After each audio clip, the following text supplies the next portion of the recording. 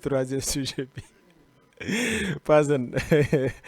donc voilà mu di l'affaire donc Ousmane Diagne donc nommé à la tête du Conseil constitutionnel Ousmane Diagne revient au sommet. Pourquoi on parle de au sommet parce que mu nekkoon ministre de la justice. de la justice. maanaam ñëwaat léegi conseil constitutionnel dafa gën a yéeg alors la nomination donc d'Ousmane Diagne à la présidence du conseil constitutionnel marque son retour à la une ou bien à l'une des plus hautes fonctions de l'État. Cette désignation intervient dans un contexte où cette institution joue un rôle essentiel dans la garantie de la Constitution, le contrôle de la régularité des élections et la préservation donc de l'état de droit. Cette nomination suscite des attentes quant à l'indépendance et à la crédibilité de l'institution Vito. Ouais, déjà, on avait vu Ousmane Diagne aussi très calme et très serein après son limogeage au ministère de la Justice. Je pense que ni dégguma ko mu def benn sortie très calme et très serein. dem na toog koyam jàpp jàmburam wuute ñenn ñi nga xam ne boo leen daaxee ñu génn def conférence de presse. ñooñu la. ñëw ruube la ñenn ñi. am na autorité boo leen daaxee rek ñu génn commencé def conférence de presse. wala boog dem ci ay parti politique commencé ruube ngeen di. créer ay problème ñoom bëri na fi moo xoolee jumaa yi ñu fi limogé bëri na mais bu ñu demee si parti politique yi commencé indi ay problème. comme kan la. non bëri na fii quoi je peux pas citer le nom. Voilà xam nga c'est-à-dire que xam nga dañ ne les hommes passent. oui mais les institutions demeurent. xam nga il a fallu attendre 15 mois et 3 jours pour avoir un nouveau président de la constitution au Sénégal. C'est une bonne nouvelle ou pas? Oui, après le décès de Badio Camara ñu koy ñaanal yàlla aussi yàlla yërëm ko xare ko àjjana qui a été aussi un haut cadre aussi xam nga judiciaire parce que nekkoon na procureur presque région bu nekk Badio Camara élection yi passé je pense que liggéey bu am solo la fi def parce que Macky Sall bu ne day renvoyer élection yi dafa taxaw ne élection yi kenn du ko renvoyer Sénégalais yëpp di ko applaudir kon loolu mën naa ni fàttaliku bu rafet la quoi ci dem si yàlla si Badio ñu koy ñaanal yàlla yërëm ko xare ko àjjana bu baax a baax. amiin léegi nag président de la République c'est lui qui nomme les civils et les militaires. les nominations civiles et militaires.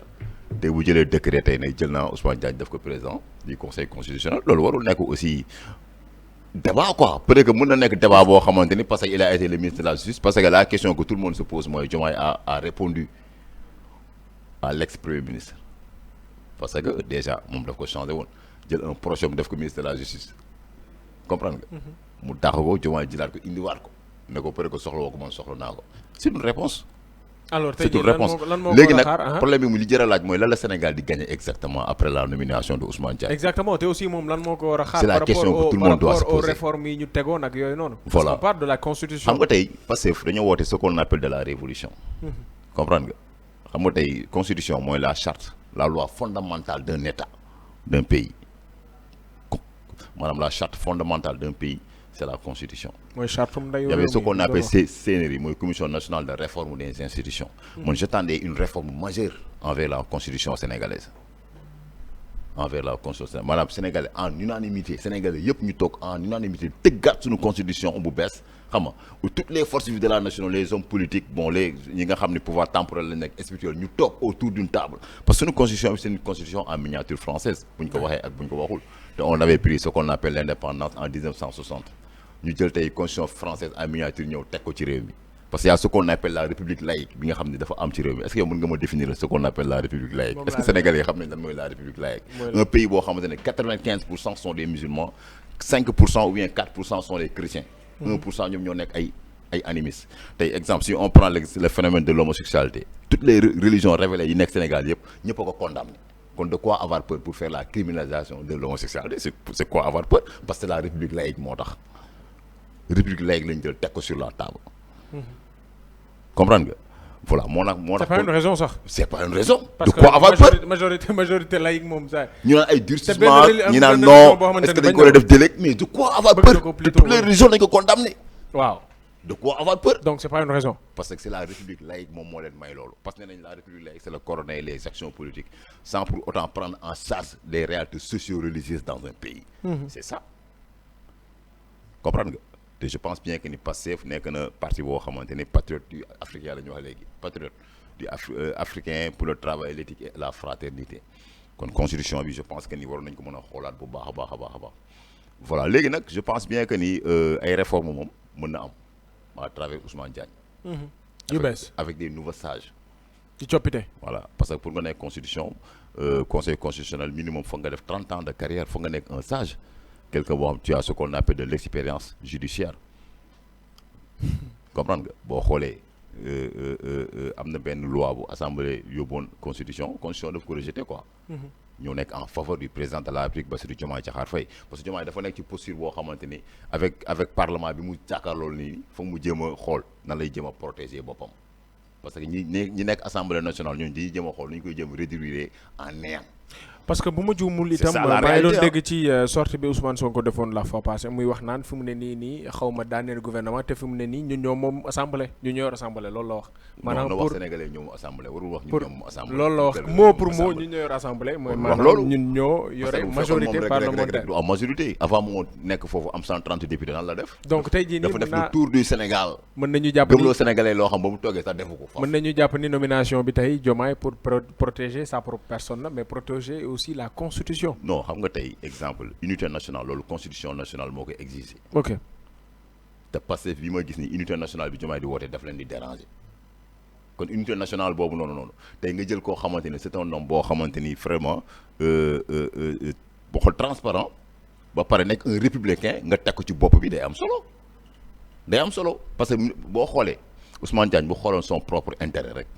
sur le gouvernement de l'ex-premier ministre du Sénégal ba ñu yóbbee ce qu'on appelle rabat d'arrêt à la cour de justice ou bien au tribunal de Dakar xam nga gars yi dañu ko rejeté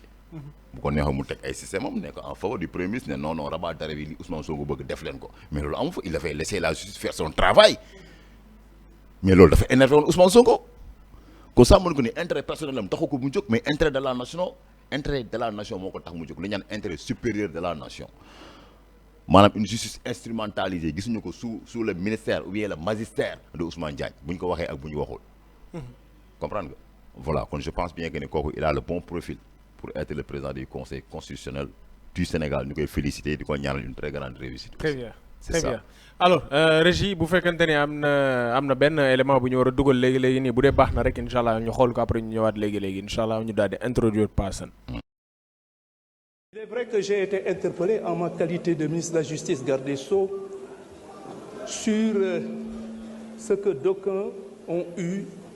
à appeler la lenteur de la justice. maanaam mbir yi dañoo yéex lu yéexul nu muy mel lu yéexul day gaaw walla mu bar comme ni ko kenn waxee léegi ci soxna yi.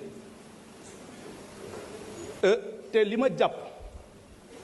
te ma nekk koo xamee ni kii daanaka sama àdduna yëpp ci justice laa ko def parce que maa ngi nekk actuellement bi may dugg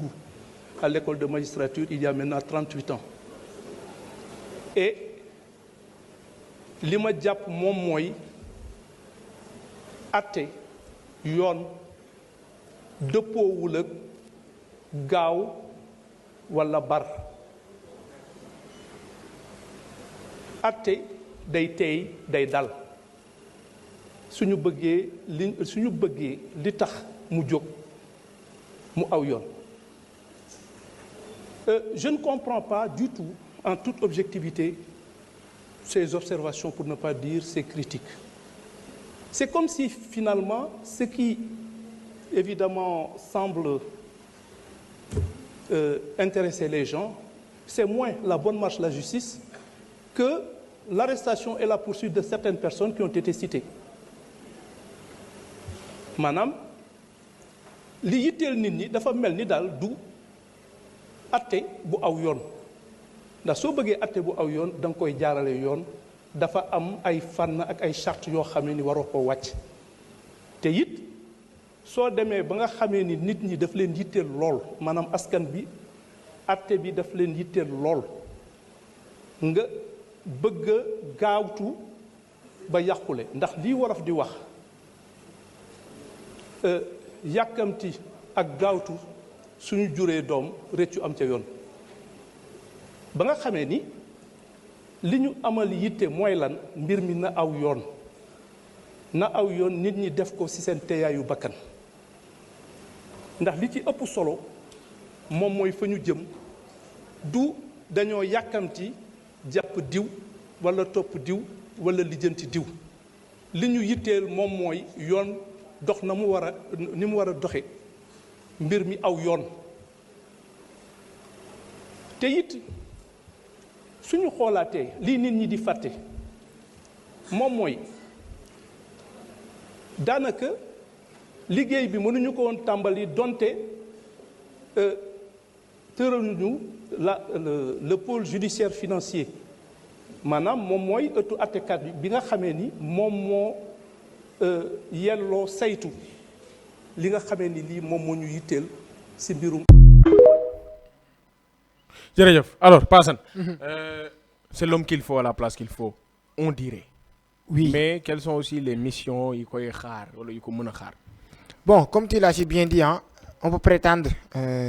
dire, voilà, on peut supposer dire que c'est l'homme qu'il faut à la place qu'il faut. Oui, parce qu'à travers cette vidéo, on sent qu'il sait ce qu'il dit, en fait. Et cette vidéo, je vais vous mettre dans le contexte. Aïcha. Moi, que vidéo, là, il y avait une sortie, Premier ministre, voilà, l'ex-premier ministre, il a défendre, Ousmane Sonko, que ni population, bi, teg pression président ngir mu gaaw ci les dossiers politico-judiciaires. Donc bu ñu demee assemblée nationale y avait des députés pastefiens yu ko doon wax que ni yow sa dossier yi dafa lent donc il répondait non seulement à ces députés pastefiens mais aussi il répondait aussi au premier ministre qui était à l'époque qui était Ousmane Sonko autant pour moi. Pour vous dire que ni sànq vidéo dafa wax que boobu moment bi moom mi ngi nekk ministre de la justice. mu ngi nekk ministre de la justice. Oui. Donc il disait à Ousmane Sonko et à ses députés lorsque Ousmane Sonko était premier ministre que dossier judiciaire nekkul loo xamante ne dañ koy paraxee mais dañ ci jël sa temps ngir tey jii ni nga teg ko ci yoon ndax dafa am ay yoon ak ay chartes yi nga xamante ne ci yooyu nga war a sukkandiku. te déggees na ko. te nekk na li nga xamante ne sànq vidéo wax na ko mooy que. dafa nekk nit koo xamante ne maam loi lay liggéeyalu fi Masamba liggéeyalu fi Mademba loi lay liggéeyal donc tey bu ñu gisee que ni moom tabb nañ ko ci tey mu nekk président conseil constitutionnel dañ mën nañ wax que ni wala mën nañ am njort bu rafet que ni dina matale li war ñu teg ko fa. ndax c'est pas pour rien tey le président autant pour moi son excellence monsieur Bassirou Diomaye Diakhar Faye choisir ko ndax boo déggee ci biir wax am na plus de 38 et quelques années d'expérience ci lu jëm ci wàllum justice donc kooku am na lu bëri te au-delà de poste bi nga xamante ne teg nañ ko sax il a eu à occuper beaucoup de postes ci lu jëm ci wàllum justice donc nekk nga nit koo xamante ne am na les compétences nécessaires pour être tey jii ni président du conseil constitutionnel. Le problème en est que au Sénégal maanaam tous les discours sont politisés parce que lorsque le président de l'Assemblée nationale Ousmane Sonko dem Mbacké ni ki lee démb si je ne me trompe pas xaw ma barki démb dafa wax que ni conseil constitutionnel dañoo nekk di liggéeyal son excellence monsieur Bassirou Diomaye Diakhar Faye wala dañoo nekk di xool tey jii nii li nga xamante ne moo arrangé Diomaye Diakhar Faye démb wax naa ko ma ne constitution du Sénégal président fii la ko fekk. fii la koy bàyyi. fii la ko fekk te fii la koy bàyyi donc est-ce que conseil constitutionnel dafa nekk di xool arrangé Diomaye point d'interrogation est-ce que nomination bii nii du gën a tax tey jii nii les pastefiens wax que ni tey président dafa bëgg a manipuler conseil constitutionnel point d'interrogation c'est des questions qu'on va se poser parce que man de ma part personnelle je m'attends à tout discours venant des pastefiens à toute révélation venant des pastefiens man de ma part personnelle donc je m'attends en toute objectivité que tey ñoom ñu génnaat wax que ni ki ñu tabb tey conseil constitutionnel di président au conseil constitutionnel Diomaye daf ko def ngir tey jii nii am lu muy wan président assemblée nationale war a am lu muy wan sénégalais war a am lu muy wan ñi nekk diw point d'interrogation c'est la question que moi je me pose mais ak lu munti xew ak lu munti am constitution du Sénégal mooy ndeyu sartu réew mi te dafa régir tous les sénégalais bu ñu am leneen lu ñu ci coppi comme ni ma ko waxee démb nañ dem laaj sénégalais yi ku nekk nga voté oui référendum non par référendum. Okay. Et aussi il n'y a pas. mais référendum bi day ñëwaat comme li nga waxoon rek Paasan mooy am na ñu bëri ñoo xam ne xamuñu réforme voilà loolu lay problème démb waxoon nañ ko am na ñu bëri xamuñu sax léegi kon la maanaam article mënuñu laa changé lan la mënuñu laa wax benn article maanaam balaa ñoo wax la li ñuy changé sax mënuñu laa wax benn article constitution oui donc ku xamul benn article constitution xamul li ñuy changé donc maanaam dañuy voté à l'aveugle kooku dafay dem voté à l'aveugle dafay dem voté rek voté noonu rek pour voter rek donc ça sera très difficile au Sénégal pour gérer moo tax ma ne amul urgence bu war a mën a tax ñu war a changer conseil wala ñu war a changer suñu constitution ya urgence bi maanaam nekk na feneen urgence bi nekk na feneen te feneen foofu noonu mu nekk tey démb waxtaanee nañ ko gis nañ hivernal bi nga xamante tey ñu ngi koy dëgmal tey inondation yi nga xamante mu ngi menacé beaucoup de localités tey gis naa ci li nga xamante ne mooy journaux yi importation de sucre bi nga xamante ne tey ñu ngi koy gën a favoriser au détriment de tey sucre bi nga xamante ne tey ñu ngi ko war a mën a liggéey fële ca Saint-Louis gis naa aussi tey maanaam agriculture bi ñoom ceeb bi la semaine bii nii passé rek ñoom ñu ngi doon joytu semaine bii passé agriculteurs yi jotaguñ si seen li nga xamante ne mooy semence jotaguñ si li nga xamante ne tey jii mooy engrais bi kon tey y a beaucoup de choses yoo xamante ne maanaam y a beaucoup d'urgence yoo xamante ne mun war nañu mën a concentrer wu ci loolu au delà de nekk fii di wax am Diomaye indil Sonko am assemblée andil palais am conseil constitutionnel andil ki nga xamante ne mooy assemblée nationale sénégalais yi talluñu loolu ngir yàlla ñoom ñi nga xamante ne ñoom ñoo nekk di jiite nañu mettre l'accent sur les priorités nañu mettre l'accent tey sur les urgences ñu bañ a politiser lépp li nga xamante ne mooy moo fi nekk te man dama tiit Sénégal ndax dama gis président assemblée nationale mu wax mu ne Diomaye ci yoon bi mu nekk nii bu ko teggiwul bu tegalee gouvernement dañ koy daaneel mu teg ñu daaneel mu daaneel. ñoo yor assemblée. parce que ñun ñoo yor assemblée man tiituma ci wax jooju noonu de mais xamal la laa tiit dama gis public bi ñëpp jug yuuxu tàccu wee mais li mu demandé ñii est-ce que ñoom moom xam nañ gravité wu maanaam lu Sonko wax noonu est-ce que xam nañ gravité boobu noonu. ñu teg gouvernement nga daaneel ñu teg nga daan léegi kañ lañ fiy teg gouvernement boo xam ne il va se mettre au service de la population kon tey la kañ la gouvernement bi di liggéey te sénégalais ñu ngi soxla gouvernement bi liggéey. dëgg la mais je me demande est-ce que ñuy jóg di tàcc ñi maanaam moom mesurer nañ la gravité de ça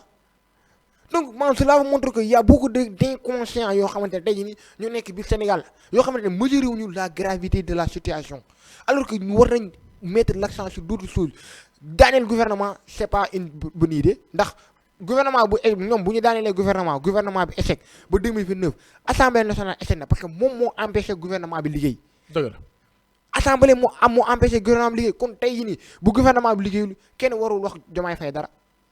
ndax Diomaye Faye il a fait son devoir mettre sur pied benn gouvernement ka moo deful devoir am mooy assemblée nationale moom moo daaneel gouvernement bi war a tax. wala gouvernement bi war a liggéey moom moo dem daaneel ko ne ko doo fi liggéeyee Diomaye bu andee ne damay liggéey mu ne ko doo fi liggéey kon tey jii nii bu 2029 jotee bu Diomaye deful bilan bu baax assemblée nationale am na ci une très grande part de responsabilité je peux dire à 80% am na ci part de responsabilité kon ñoom war ñoo ndamoo loolu donc